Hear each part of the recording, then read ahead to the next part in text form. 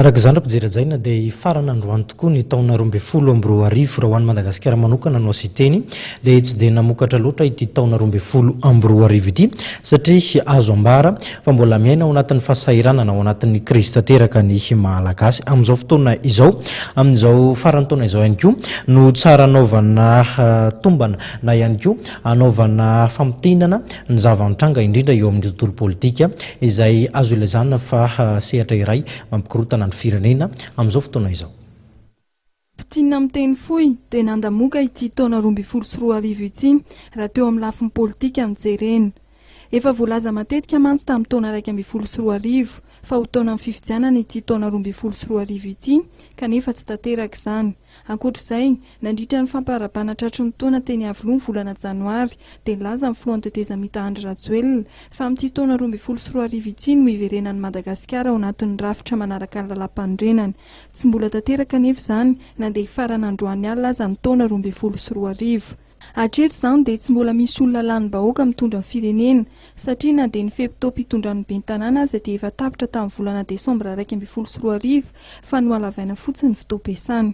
Na dia izany aza nefa dia tamin'ity taona 2020 ity no nanapahan'ny Senita niaraka tamin'ny firenena mikambana fa ny fahavalon'ny volana May 2020 no anatanterahana ny fifidianana ho filoham-pirenena eto amintsika. Raha fitinina foana ny hetsika politika nanamarika ity taona 2020 ity dia indraiky amin'ny 20 Janoary ny filoha teo aloha Marc Ravalomanana ny saika hiverina eto an-tanindrazana saingy tsy tanteraka izany fa voatery niverina tany Johannesburg ny fiaramanidina izay nitondra azy. 5 amin'ny 20 Aprily dia ny profesora Zavy Albert dia tsy nasiany fitsarana toy ny fitarainana nataony momba ny fitoriana ireo mpitondra ao amin'ny tetezamita. Ny 1 May dia olona roa voatondro mpanao odi-gasy ny tratran'ny DST fa saika misavo ny filohan'ny tetezamita. Ny 2 amin'ny 20 Jolay kosa dia nisy indray ny fanonganam-panjakana teny amin'ny RFI ka miaramila 3 no maty tamin'izany. Ny ao anatan'ny Seychelles tany Desroches andriamatoa isany Andry Rajoelina sy Marc Ravalomanana fa 4 amin'ny 20 ny volana Jolay. Mbola nisy feonan'izy ireo fandroany indray ny fahavalon'ny volana Aogositra, mbola tsy nahavan'ny krizy anefa izany.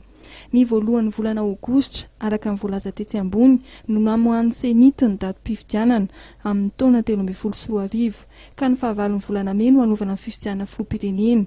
Raha ny 5 amin'ny 20 Jolay kosa no anatanterahana ny fiodionana faharoa amin'ny fifidianana filoham-pirenena mitambatra amin'ny fifidianana solombavam-bahoaka. Ny 20 Novambra dia nampidirina ponja vonjimaika ny Tangalamena Zakarias Patrick noho ny resaka nataony momba ny raharaha Andramena. Ny fahavalon'ny volana Desambra dia nanapaka ny fivoriana tampon'ny SADC fa tsy tokony hilatsaka hovidiana ny filohan'ny tetezamita Andry Rajoelina sy ny filoha teo aloha Marc Ravalomanana. 20 Desambra dia nanambara teo mason'ny filoha Tanzaniana ny filoha Marc Ravalomanana teo aloha fa tsy hilatsaka hovidiana. Raha ny 4 Desambra kosa ny filohan'ny tetezamita Andry Rajoelina no tamin'ny filohan'ny Tanzania Andriamatoa Kikwete fa mbola tsy nanambara neviny aloha hatreto ny tenany na dia efa nanambara aza minisitry ny raharaham-bahiny Andriamatoa Laurent Fabius taoriana amin'ny feonany tamin'ny filohan'ny tetezamita fa tokony andry amin'ny taona 2020 ity farany vao milatsaka.